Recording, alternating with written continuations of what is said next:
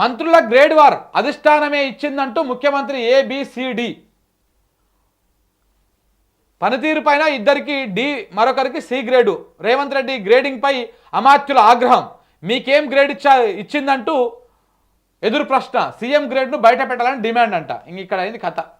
శాఖలపై పీఠముడి అంట. మంత్రులకు శాఖల కేటాయింపులో అయోమయం. ప్రక్షాళనకు అధిష్టానం మొగ్గు. సీఎం శాఖను పంచే యోచన. హోం, మున్సిపల్ శాఖ తన వద్దే ఉండాలని చెప్పేసి మన రేవంత్ రెడ్డి పట్టుబడుతున్నారు. ఎందుకంటే హోంశాఖనేమో పోలీసు వాళ్ళు ఉంటారు, ఏ కేసులు కావాలన్నా ఏం కావాలన్నా మన చేతులు ఉంటుంది.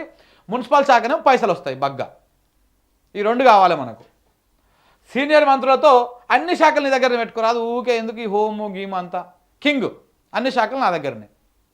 అన్ని శాఖలు నీ దగ్గర పెట్టుకొని వీళ్ళందరినీ పిఆర్ఓలుగా పెట్టుకో. ఉత్తమ్ కుమార్ రెడ్డి ఒక పిఆర్ఓ, బట్టి విక్రమార్క ఇంకొక పిఆర్ఓ.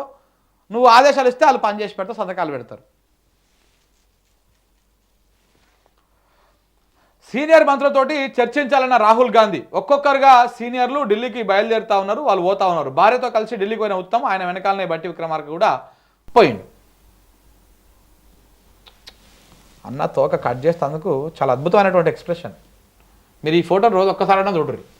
ఓట్లు వేసే నాటికి రోజు ఒక్కసారి చూసారనుకో నీకు అద్భుతంగా ఉంటుంది. మీకు ఒక ఫోటో చూపిస్తా గారి.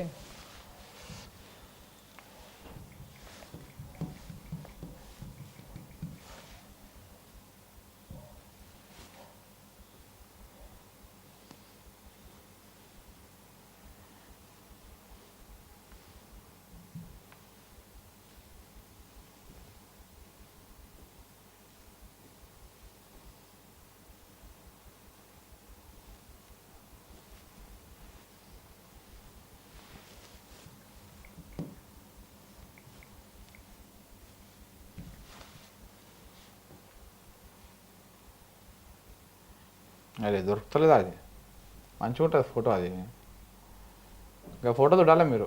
రోజు ఒక్కసారైనా చూస్తే మంచిగా ఉంటుంది. అది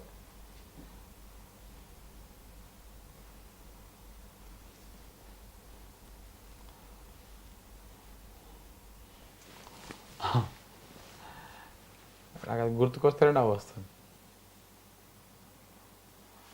ఈ ఫోటోను చూడరు కనీసం. ఇక రోజు ఒక్కసారి ఈ ఫోటో చూడరు.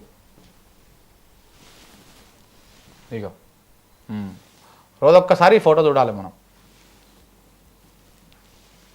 ఈ ఫేస్ని గుర్తుపెట్టుకోవాలి. సేమ్ ఈ మొత్తాన్ని గుర్తుపెట్టుకోవాలి. ఒకసారి రోజు ఒక్కసారి చూడరు. చాలా అద్భుతమైనటువంటి ఎక్స్ప్రెషన్, అద్భుతమైనటువంటి ఫోటో. ఇది చాలా మంచి ఫోటో. చూడండి ఇక ఎంత అద్భుతంగా ఉంది చిన్నగా. ఈ రకంగా తోక కట్ చేసే ప్రయత్నాలు జరుగుతూ ఉన్నాయి. కట్ చేయాలి. అవుతుంది జూన్ ఎండింగ్ జూలై. మనం చెప్పినటువంటి వ్యవహారమే జూన్ ఎండింగు జూలై.